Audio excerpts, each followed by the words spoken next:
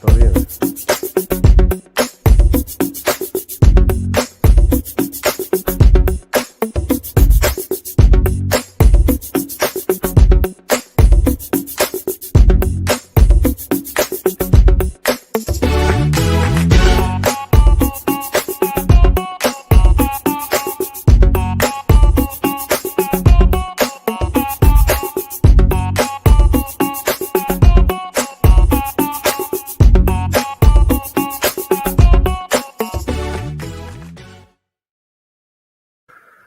Salut, soyez les bienvenus. Nous nous retrouvons, comme l'avons déjà annoncé lors de l'émission qui a précédé, nous sommes déjà à la fin de cette série à la découverte de la doctrine biblique. Ça a été une belle aventure avec vous et toute l'équipe technique vous remercie, surtout vous félicite, surtout vous avez été fidèles au rendez-vous et durant toutes ces semaines-là, nous avons ensemble exploré la Bible en profondeur et nous avons découvert les grands trésors de la parole de Dieu. Présentement, à la technique, nous avons donc notre webmaster, frère Ouattara Yacinthe, qui vraiment fait un grand travail et qui vous salue, étant dans les coulisses, en train de travailler pour que par les ondes, vous receviez donc les émissions. Donc, toute l'équipe technique à la découverte de la doctrine biblique, surtout Wad Media, vous salue et nous vous encourageons toujours à nous suivre à travers ces chaînes-là qui sont déjà là et surtout Facebook, YouTube et puis Twitch. Vous êtes toujours les bienvenus et c'est pour nous un grand plaisir donc de passer ces moments avec vous. Nous allons prier pour demander à l'Esprit de Dieu de conduire ce moment donc. Merci Saint-Esprit, merci Seigneur notre Dieu, notre Père, pour ce moment que tu permets. Merci de nous bénir à travers cette émission. Merci pour tous ceux qui suivent présentement, alors que nous sommes en train de faire maintenant le résumé de toute cette longue série. Nous prions que tu nous éclaires par ton esprit. Bénis ce moment afin qu'il édifie à salut au nom de Jésus-Christ. Amen. Alors, Jean chapitre 8, verset 32 dit, « Vous connaîtrez la vérité et la vérité vous affranchira. » Vous connaîtrez la vérité vous affranchira. Il s'agit donc de la vérité biblique. Il n'y a pas de vérité. Parlant de la Bible, il n'y a pas de vérité. Il y a plutôt une seule vérité. Et c'est cette vérité-là donc qui nous conduit et qui fait que nous sommes donc épanouis. Cette vérité-là, la Bible nous dit que quand on connaît la vérité, alors on est dans la liberté. On a cette liberté-là. Nous sommes affranchis donc de tout ce qui est ténèbres et de tout ce qui est donc vent de doctrine. Aujourd'hui, donc, nous sommes en train de faire donc le résumé de toute cette longue série autour de la doctrine biblique, nous l'avons dit. Alors, nous avons déjà, lors de la première émission, parlé de la doctrine et nous avons dit effectivement, la doctrine littéralement signifie enseignement, instruction. Enseignement, instruction, c'est ça la doctrine. Et comme vous le savez, un enseignement va contenir donc tout un ensemble d'éléments donc qui vont être donc disons enseignés, qui vont donc transmis donc à tout apprenant, à toute personne. Donc on parlera donc d'instruction qu'on reçoit donc en lisant, en étudiant donc à l'école de la Bible. Pour nous, ce qui est intéressant donc, il s'agit de la doctrine biblique. Et parlant de la doctrine biblique, disons simplement, c'est l'ensemble des vérités fondamentales de la Bible arrangées d'une manière systématique. C'est-à-dire que vous lirez de l'Ancien Testament au Nouveau Testament, tout point, vous voyez que il y a plusieurs enseignements qui sont donnés. Les thèmes sont, on n'arrive pas à discerner, disons, de manière littérale, voir les thèmes, mais déjà quand on aborde un sujet, si nous nous posons la question, nous voulons comprendre la création, la Bible va nous donner tous les versets qui, ici, présentent avec tous les détails, donc, la création. Quand nous abordons le sujet sur l'état des morts, la Bible va donner tout, depuis l'Ancien Testament, depuis le livre de la Genèse jusqu'à l'Apocalypse, la Bible va aborder donc tout ce thème-là et de manière éparpillée, les points, les versets sont là, et lorsqu'on les compile, lorsqu'on les rassemble, lorsqu'on lit, on arrive donc à connaître déjà ce dont la vérité au sujet donc de l'état des morts. C'est pourquoi il est dit donc ce sont des vérités fondamentales, des vérités sur lesquelles on va s'appuyer donc et qui sont déjà dans la Bible, mais arrangées qu'on va rassembler donc les versets bibliques qui viennent déjà éclairer sur le sujet. Donc, alors, il y a un point à comprendre. Il y a ce qu'on appelle dogme, le dogme et aussi la doctrine. Donc, dogme et doctrine, il y a une différence quand même qu'il faut comprendre. Nous l'avons dit cela lors de notre première émission. Je viens donc résumer pour simplement dire que le dogme, c'est simplement une déclaration faite par une institution, une religion, bien sûr, vous voulez, donc par le dirigeant, ou par l'homme, de quelque chose qu'il va concevoir comme vérité et donc qu'il va exprimer sous forme de credo. J'explique. Nous, la Bible parle certes des anges, c'est une réalité, les anges sont réels.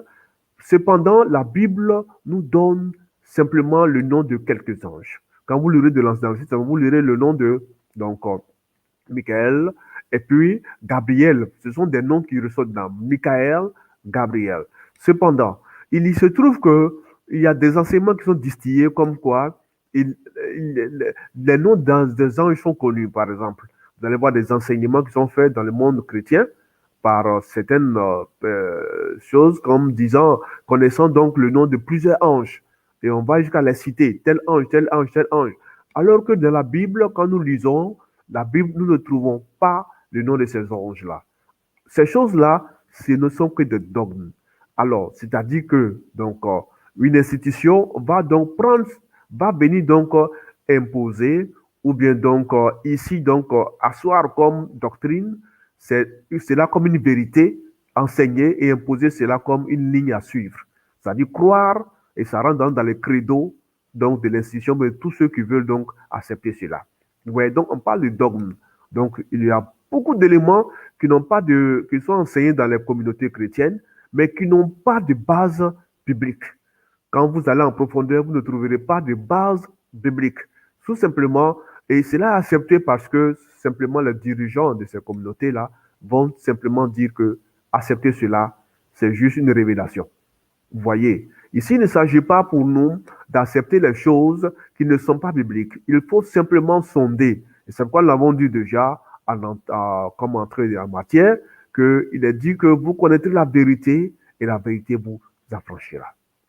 C'est très important de connaître la vérité et de marcher donc selon cette vérité-là. Donc, parlons de doctrine. Donc, la doctrine, simplement, c'est la révélation par Dieu d'une vérité telle qu'elle se trouve dans la Bible.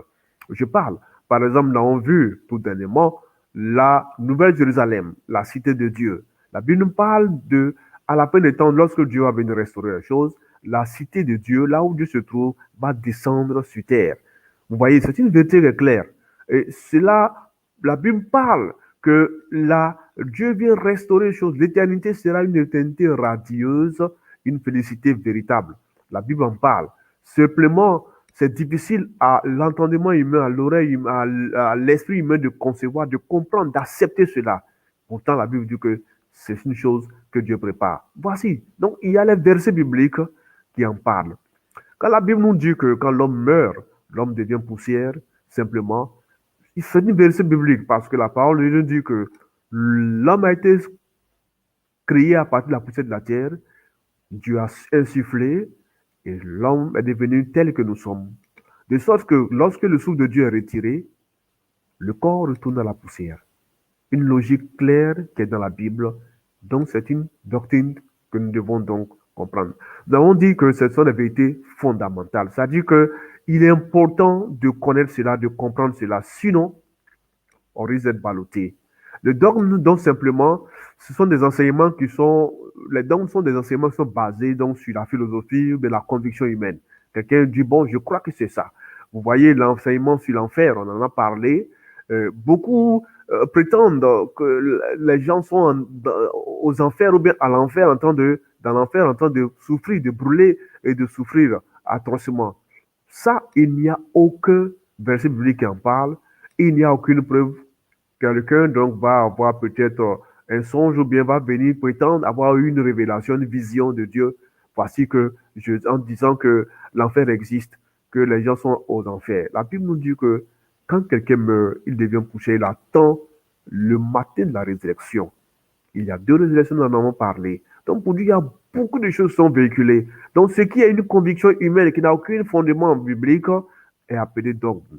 Simplement, la doctrine, c'est l'enseignement, la doctrine biblique, donc, qui est basée sur la Bible. C'est pourquoi, alors, la question que nous avons posée tantôt, c'est que pourquoi l'étude de la doctrine est-elle importante? Simplement parce que elle va déjà aider au développement, contribuer au développement du caractère. Comme quoi? Alors, ce que nous apprenons de la Bible va nous aider. Donc, quand on connaît la vérité, donc, on est épanoui. Vous comprenez?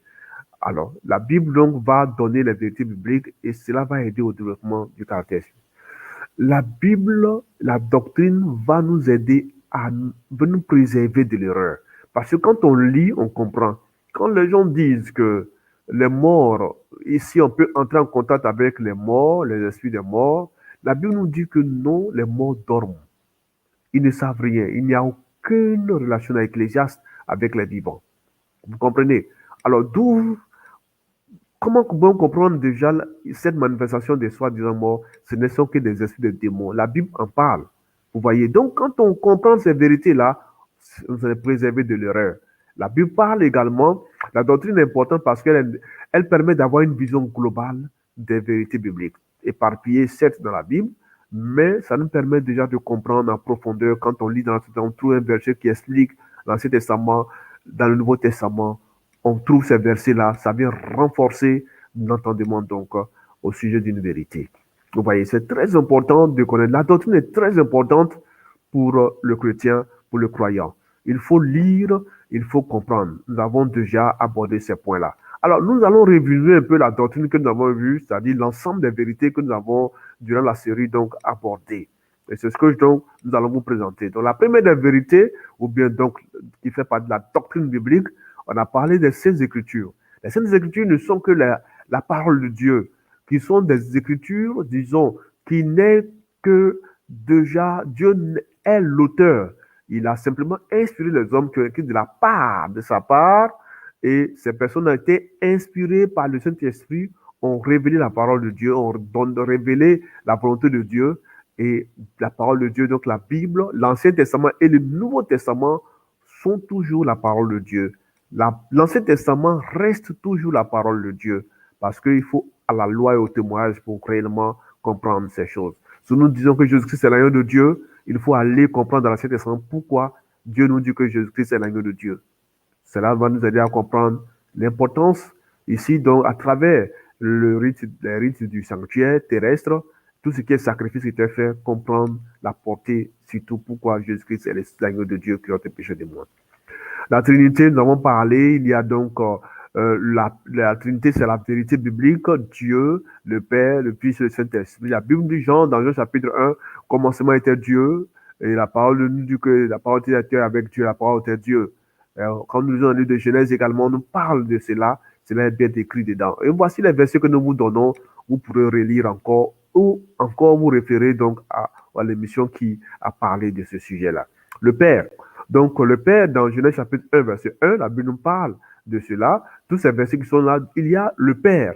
Et c'est pourquoi quand nous lisons dans Jean, au baptême de Jésus-Christ, la Bible dit que le Père, Dieu a parlé, celui c'est mon Fils bien-aimé. Ici, donc, en guise de témoignage, lorsque Jésus sortait donc de l'eau du baptême. Le Fils, c'est Jésus-Christ, qui est venu, qui a pris la forme, qui a été incarné, Jean chapitre 1, verset 1 à 3, et qui est venu donc, Jean chapitre 1, verset 14, qui dit que la parole a été faite chair. Elle a habité parmi nous, donc, plein de choses, pleine de grâce. Donc, ça dit de Jésus-Christ, qui est venu, donc, le Fils, celui qui a le Fils, a la vie. La Bible en parle. Les versets sont là, vous pourrez donc vous référer à cela. Le Saint-Esprit, donc, c'est Dieu qui se manifeste, Dieu qui est l'Esprit. La Bible dit que l'Esprit de Dieu se mouvait. Dans Genèse chapitre 1, l'Esprit de Dieu se mouvait au-dessus des eaux. Vous voyez, Dieu, au commencement, était Dieu créa les choses de la terre. La Bible dit que l'Esprit de Dieu se mouvait au-dessus des eaux. Donc, l'Esprit de Dieu Dieu le Fils et le Père sont des co-créateurs, donc qui ont créé, donc l'univers a été créé par Dieu. Nous avons parlé de la création, le récit de la création, il est très important de connaître cela. Comment Dieu a créé l'univers? Dieu, la Bible nous dit que c'est en 7 jours littéraux, et les 7 jours littéraux ont eu un programme bien déterminé. Chaque jour, Dieu a fait quelque chose. Et il est bon pour tout lecteur de la Bible de connaître avec précision, le récit de la création. Qu'est-ce que Dieu a fait le premier jour, le deuxième jour, troisième jour, quatrième jour, cinquième jour, sixième jour et le septième jour, donc de la semaine. Et surtout, nous avons compris beaucoup de choses. On a vu qu'il y a la notion du temps, selon Dieu, le jour commence au coucher du soleil et se termine à l'autre coucher du soleil, et non de minuit à minuit. C'est une vérité, donc, nous avons découvert en étudiant donc cette vérité-là autour de la création. La nature de l'homme, elle est triste parce que juste après la création, la Bible dit que l'homme a créé, l'homme a péché, s'est détourné de la volonté de Dieu en péchant contre Dieu. Et la nature est telle que la Bible dit celui qui pêche, donc, devient esclave du péché, de sorte qu'on n'arrive pas à changer. L'homme n'arrive pas à faire le bien.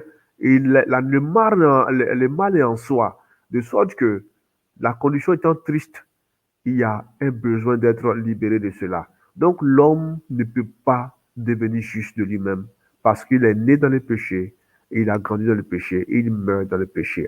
La nature triste de l'homme. Et ce qui est conséquent, c'est la mort qui attend donc l'homme.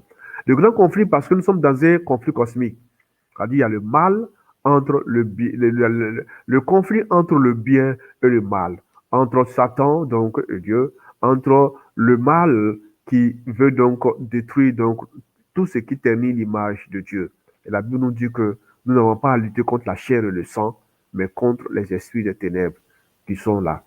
Vous comprenez? La vie et la mort de Jésus. Donc Dieu, dans son plan, va venir quoi?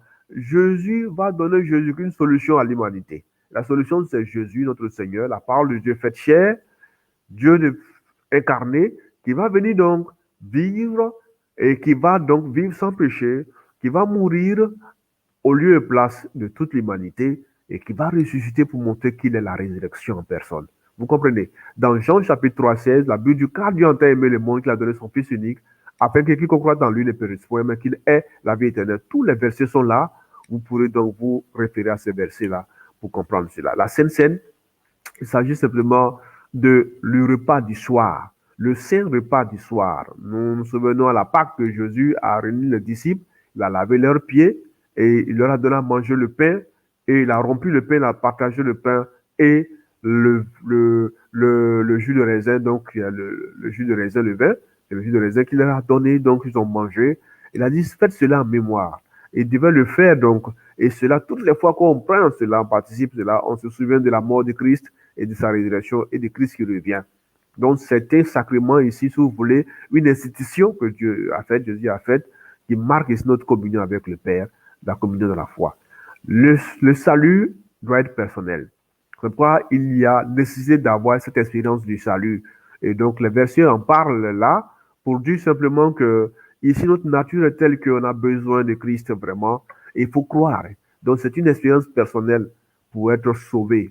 Et lorsqu'on comprend que Jésus-Christ est venu mourir pour nous, il faut aller au baptême. La Bible dit que celui qui croira et qui se fera baptiser sera sauvé. Le livre des Actes en parle largement. Et aussi, le livre de Romains et de Colossiens en parle largement. Matthieu chapitre 28, du 9 et 20 dit allez faire toute la nation des disciples, les baptisant au nom du Père, du Fils et du Saint-Esprit. Nous avons déjà parlé au nom de la Trinité. Donc, nous comprenons donc que le baptême est essentiel, important, et c'est une vérité fondamentale qu'il faut réellement mettre en application. L'Église. Alors, quand on accepte Jésus-Christ comme Seigneur et Sauveur, on fait partie de l'ensemble de ceux qui croient. C'est-à-dire qu'on nous entrons dans la communauté spirituelle, la grande communauté des croyants. Donc, l'Église, donc, c'est l'ensemble des croyants, la communauté spirituelle de tous ceux qui croient à travers le temps.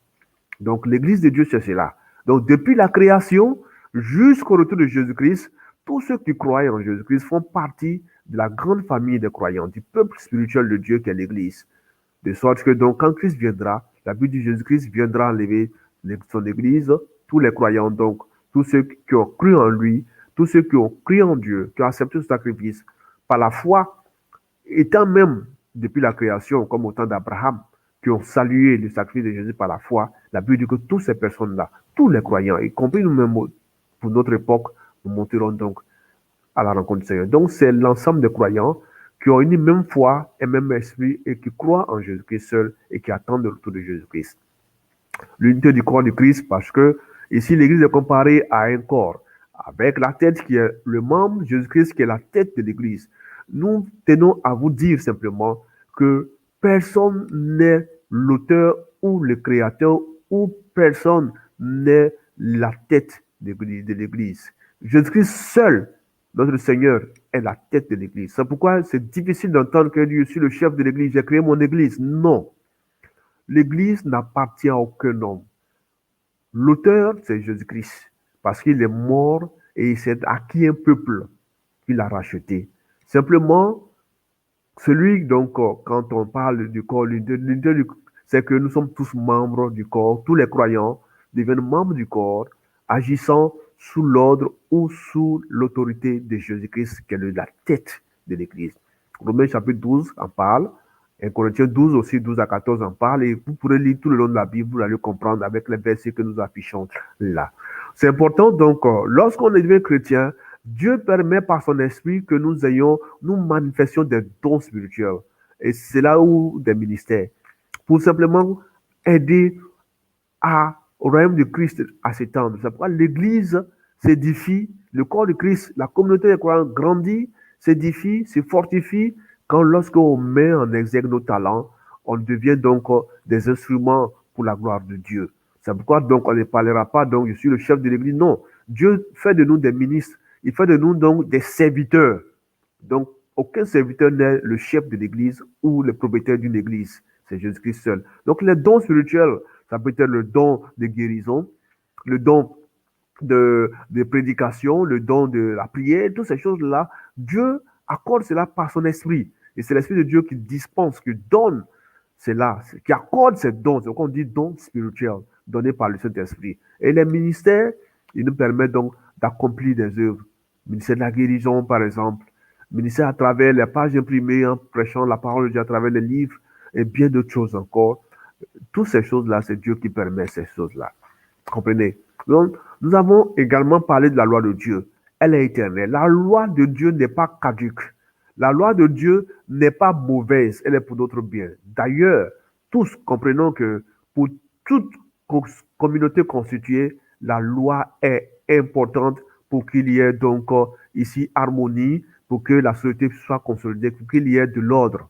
Sans loi, c'est le désordre. Il n'y a pas de société sans loi. Vous comprenez? Donc la loi de Dieu, ici, il dit Dieu a créé, institué des lois et qui régissent son univers, l'univers donc qu'il a créé. De sorte que la Bible nous dit que la loi morale dans Exode chapitre 20 a été donnée pour qu'il y ait donc l'homme puisse vivre en harmonie avec son prochain et vivre en harmonie avec Dieu. Vous lirez donc Exode chapitre 20 verset 1 à 17.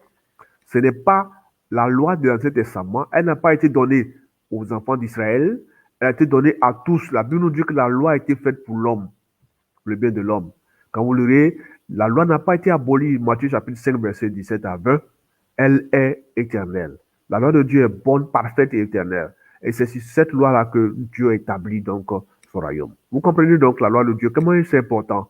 Nous allons comprendre que même dans l'Ancien Testament, quand on parlait de même le système du sanctuaire, la Bible nous dit que la loi, les tables de la loi étaient dedans. Mais la loi, les 10 commandements étaient écrits des doigts de Dieu, du doigt de Dieu sur les tables de pierre, pour marquer ici le caractère, ici donc le caractère donc, éternel de la loi de Dieu. Le sabbat. Une vérité qui malheureusement aujourd'hui occultée. Voici la Bible nous dit que souviens-toi dans les 10 commandements, le 4e commandement du jour de repos pour les sanctifiés. Exode chapitre 20, verset 8 à 11. Et tous les versets qui sont là nous parlent de cela. Même Ésaïe 66 nous dit que c'est la nouvelle terre. Nous allons continuer, 66, versets 22 et 23, à adorer Dieu encore chaque sabbat. Vous comprendrez mieux cela. C'est une institution avant le péché. Nous l'avons dit, le sabbat, le mariage et avec le travail sont des institutions faites par Dieu avant le péché. Donc, quand Dieu restaurera, le sabbat demeure toujours. Vous comprenez? Donc, pour dire que le sabbat est une vérité claire, quand vous lirez cela, vous allez comprendre que le samedi est le jour du sabbat, le jour de l'éternel, c'est le jour de la semaine. Il est bon, donc, lorsqu'on comprend ces vérités-là, il est bon de grandir dans la connaissance en Christ. Quand la Bible nous dit que nous devons grandir. En lisant la parole de nuit et jour, on réussit. Et Somme chapitre 1 en parle. Et on grandit dans la foi. Donc, c'est très important. La gestion chrétienne de la vie, pourquoi on dit la gestion de la vie chrétienne? Quand on est chrétien, donc, il faut vivre, il y a donc je vous voulais donc des normes. Il faut marcher selon, donc, ici, donc, selon les préceptes de Dieu. On a vu, il s'agit de comment gérer le temps, comment gérer ce que nous avons comme bien matériel, comment gérer donc nos talents, nos dons, hein, tout ce qu'on sait faire, nos aptitudes, comment donc gérer aussi donc notre corps qui est considéré comme un temple. Donc les quatre éléments, le corps qui est comme le temple de Dieu, le trésor qui est nos biens, on a aussi le temps et aussi donc on a nos talents. Dieu demandera compte pour chaque élément, la façon de gérer notre corps, la façon de gérer nos talents et tout cela, la façon de gérer donc notre temps, la manière de gérer donc aussi tout ce que nous avons comme bien. Vous voyez. L'éthique chrétienne, donc, cela demandera donc de marcher clairement. La Bible nous interdit donc de marcher, par exemple, il y a des choses qu'il faut éviter, donc nous devons marcher craindre Dieu dans tout ce que nous faisons, être dans la crainte de Dieu, marcher dans la pudeur totale, éviter la débauche, éviter donc de marcher comme ceux qui ne connaissent pas Dieu, mais nous devons marquer, ressembler à Jésus-Christ. Donc, l'éthique chrétienne parle, les versets nous sommes là, sont là affichés donc à l'écran. Ce que nous devons manger, la Bible dit, quoi que vous mangez, faites tout pour la gloire de Dieu. Quoi que vous fassiez, faites tout pour la gloire de Dieu. Même ce que nous mangeons, notre façon de nous vêtir, nos, la manière de parler, de communiquer, d'interagir avec les autres, ces choses, c'est important. Le mariage et la famille. Le mariage est une institution divine. La famille est aussi une institution divine. Et nous avons compris que depuis la Bible dit quoi? Il n'est pas bon pour l'homme d'être seul. Il n'est pas bon pour une femme d'être seule, encore moins pour l'homme. Dieu, ici, a institué le mariage pour le bien de l'homme et de la femme. La femme est une aide pour l'homme, tel que Dieu a établi. Donc, Dieu parle du mariage entre l'homme et une femme. C'est ce que Dieu a établi. Donc, les deux genres peuvent s'unir. Mais Dieu interdit le mariage entre hommes, le mariage entre femmes. Ça, c'est l'homosexualité. Dieu interdit cela. Il interdit le mariage avec les animaux. C'est un enfant. Dieu interdit donc tout ce qui n'est pas donc qui est contre nature. Ces choses-là, donc Dieu interdit cela. Et donc Dieu dit qu'il est bon que l'homme, ici, donc, quitte sa famille, s'attache, se marie. Donc on parle de relation, d'amitié. Et dans toutes ces choses, le mariage voudrait donc qu'il y ait le consentement de la famille. Le mariage voudrait qu'il y ait donc le consentement des conjoints. Le mariage, ici, demande que déjà il y ait simplement la vie familiale. C'est-à-dire que il y a donc les enfants qui seront donc engendrés. Et là encore, il faut un encadrement, une éducation au sujet. La Bible donne tous les conseils pour sujet donc de ce point-là. La vérité, la mort et la résurrection. Ça sont ces choses. Ici, donc, le sort de toute l'humanité, c'est la mort. La Bible dit cependant que il y a une mort réservée à tous. Aussi, il y a une résurrection pour tous, bons ou méchants. La première résurrection est réservée aux justes. La seconde résurrection est réservée donc aux impies. La Bible en parle, les versets sont là. Dieu nous dit que tous ceux qui sont morts dorment dans la poussière de la terre, mais Dieu les réveillera juste à l'avènement de notre Seigneur Jésus-Christ. Donc, ce sont une grande consolation pour tous. Le reste, c'est sa mission. La Bible parle du reste, de ceux qui gardent. C'est pourquoi vous allez voir que dans les vérités qui sont enseignées, il y a certaines personnes qui rejettent des vérités. Ils vont donc refuser de marcher selon, d'appliquer la vérité sur le sabbat, ou bien refuser de suivre le principe d'honorer Dieu à travers les dîmes et les offrandes. Donc, certaines personnes trient dans la Bible ce qui les arrange selon leur propre intérêt et rejettent d'autres choses. Ceux qui restent fidèles cependant à ces choses, la Bible les appelle le reste. le reste de la postérité. Et ce reste-là, c'est l'ensemble de tous ceux qui gardent le commandement de Dieu et qui gardent la foi de Jésus-Christ. Et c'est ça, Apocalypse chapitre 14, verset 12 en parle, et Apocalypse 12, verset 16 en parle. Et ce reste a une mission de donc simplement ici prêcher l'évangile comme quoi Jésus-Christ revient bientôt et chacun de revenir donc à la crainte de Dieu. Le don de la prophétie. Donc, Joël chapitre 3, verset 1 dit, dans les derniers temps, donc, l'Esprit de Dieu va être répandu, sorte que les gens prophétiseront. La vérité sera donc à profusion. Donc, l'Esprit de Dieu va utiliser donc les enfants de se révéler pleinement. On parle de l'Esprit de prophétie, le don de la prophétie. Et donc, quand nous lisons donc dans Apocalypse et Joël, nous comprendrons mieux cela. Et c'est très important, le don de la prophétie, pour conduire l'Église de Dieu. Le ministère de Christ dans le sanctuaire céleste, nous avons parlé de cela. En parlant du sanctuaire, le sanctuaire est très important. On en a parlé, on a aller donc depuis l'Ancien Testament. Dieu veut simplement habiter avec son peuple, au milieu de son peuple. C'est pourquoi il a demandé à Moïse de bâtir, de construire un sanctuaire à l'image du sanctuaire céleste. Un sanctuaire donc qui est construit et qui réside au milieu du camp. Donc tous les 12 tribus sont là, et constituent un grand camp. Et donc au milieu de ce camp-là, le sanctuaire est établi. Et on a vu qu'il y a beaucoup de rituels qui sont faits pour le pardon d'un péché. Il faut tuer un animal. Il faut qu'un animal meure, parce que la Bible dit, sans effusion de sang, il n'y a pas de pardon des péchés. Et donc là, voici comment c'est là. Mais à travers cela, nous voyons comment Christ est devenu l'animal qui meurt au lieu et place de l'humanité pour nous racheter. Le sang des animaux n'a pas pu, n'assure pas un pardon, ne nous délivre pas, ne nous sauve pas, mais c'est le sang de Christ qui a un caractère éternel, le sacrifice de Christ, de Jésus-Christ, qui a un caractère éternel, qui nous assure donc le salut éternel. Le retour de Christ, le Seigneur Jésus-Christ viendra bientôt, et tous les versets sont là. Il revient pour mettre fin à notre humanité avec tout le système. On a parlé des 1000 ans et de la fin du péché, donc il y aura le millénium, la première résurrection au retour de Christ.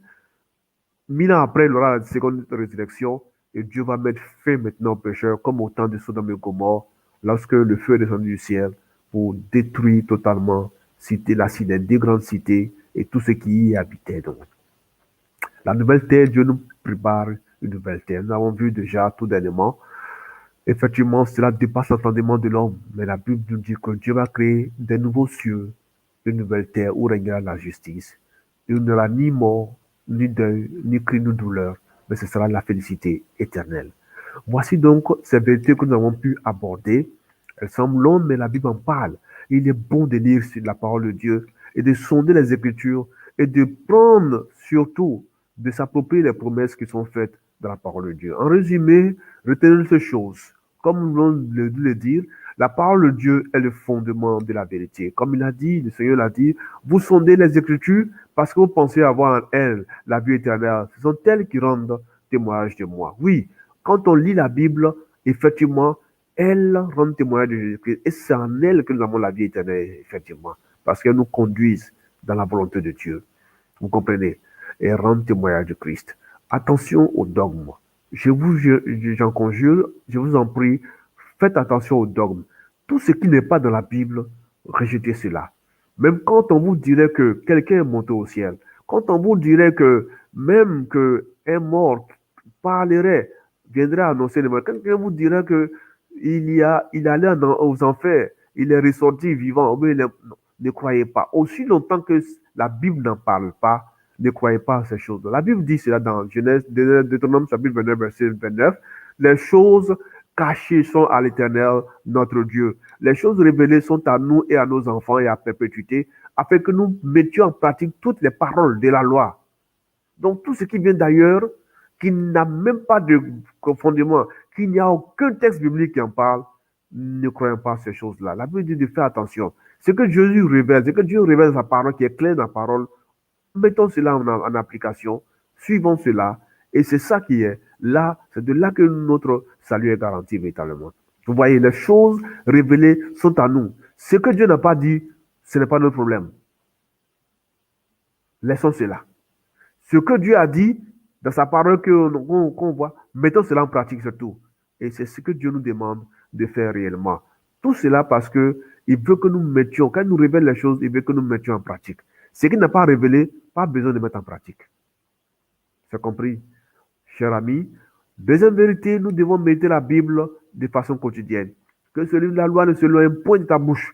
Médite-le nuit et jour, jour et nuit, pardon, pour agir fidèlement selon tout ce qui y est écrit. Josué chapitre 1, verset 8 à dire. C'est alors que tu réussiras. Tu auras du succès. C'est la clé du succès. Dieu nous donne tout ce qu'il faut pour réussir, pour être épanoui, pour réellement vivre une vie abondante ici, sur cette terre. Une vie vraiment heureuse. Pour nous préparer également pour la vie éternelle qu'il assure véritablement en Jésus-Christ. Il faut lire la Bible nuit et jour pour réellement tirer instruction et marcher selon cela. N'acceptons pas naïvement tout ce qui l'on n'enseigne pas. Voilà, ce qui n'a pas été enseigné, ne suivons pas. Suivons le cas des chrétiens de Bérée, la Bible nous dit que ces juifs-là étaient très choses. Paul a parlé de l'évangile à ces juifs de Bérée. Ils ont entendu, la Bible, ils avaient tous des sentiments nobles que c'est C'est pourquoi tous ces vérités que nous vous présentons, ne rejetez pas parce que vous regardez, non, bon, ces choses-là, c'est quelqu'un d'autre qui en parle, c'est biblique. La Bible en parle, les versets sont clairs et nets. Acceptez ça. Ayez des sentiments nobles, c'est-à-dire soyez humbles et acceptez ce que la Bible nous donne comme mesure. Ils ont reçu donc la parole de Dieu avec beaucoup d'empressement et beaucoup de joie. Et ils examinaient chaque jour. C'est pourquoi nous disons, examinez tous les jours. C'est pourquoi nous donnons chaque fois des versets, examinez cela pour voir si ce qu'on dit est exact. C'est très important pour ces choses-là. Et la Bible nous dit qu'ils ont cru en cela. Même des femmes grecques, la Bible dit des distinctions ont accepté cela. Elles n'ont pas regardé les positions, les titres sociaux, mais elles sont simplement acceptées avec humilité la vérité qui les a convaincus, simplement. Est-ce que, cher ami, c'est ce que tu vas faire? Je pense que il est temps de réellement considérer que la vérité prise avec humilité nous affranchit réellement. Nous t'encourageons, cher ami, à vraiment faire comme ce que les Béréens ont fait. Examine tout ce que nous avons donné et surtout examiner. Et si vous voyez que la Bible en parle, mettez cela en pratique. Ne cherchez pas à faire des détours. Le verset, le quatrième point, donc, quand on lit chaque jour, Dieu se révèle à nous. La Bible nous dit que, effectivement, la parole de Dieu est lancée. Cette parole-là agit. Elle a une mission. Et cette parole-là, donc, ici, donc, a pour but de nous conduire et d'accomplir, d'exécuter en nous la volonté de Dieu qui est pour notre salut. Nous avons fini aujourd'hui et nous voulons donc vous remercier pour tout le temps, cette belle aventure que nous avons passée ensemble, ces grandes découvertes que nous avons eu à faire ensemble. Nous prions que Dieu vous bénisse abondamment et qu'il vous visite dans tous les aspects de votre vie et qu'il se révèle à vous et que Dieu puisse soit le Dieu de l'alliance, votre Dieu, afin que votre vie ici-bas et surtout la vie éternelle, vous la possédiez pleinement en Jésus-Christ. Prions. Seigneur, merci pour ce moment que tu as permis. Nous voulons te dire merci vraiment pour ce temps que nous avons passé. Merci pour nos amis qui ont suivi, tous ceux qui ont suivi cette émission. Je prie spécialement pour eux, afin que leur vie connaisse réellement un changement spécial. Souviens-toi de leurs besoins.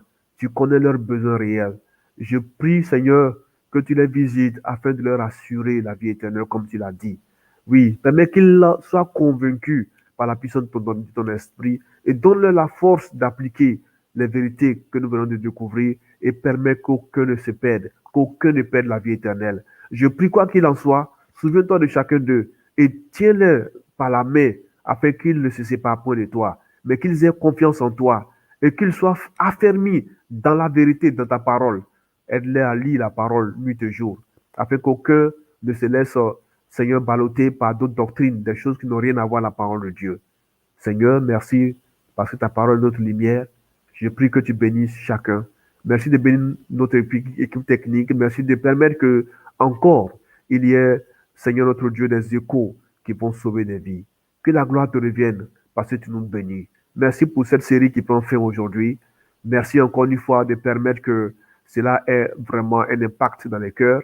Permettre d'ailleurs que, Seigneur notre Dieu, que surtout, il y ait encore d'autres opportunités pour annoncer le royaume des cieux. Merci parce que tu reviens bientôt. Que la gloire te revienne, Père, au nom de Jésus-Christ. Amen. Merci à vous. Nous avons été heureux. Toute l'équipe technique vous remercie. Et surtout, à bientôt, à bientôt, à bientôt, avec une autre série. Que la gloire du Seigneur se répande sur vos vies, au nom de Jésus-Christ. Amen.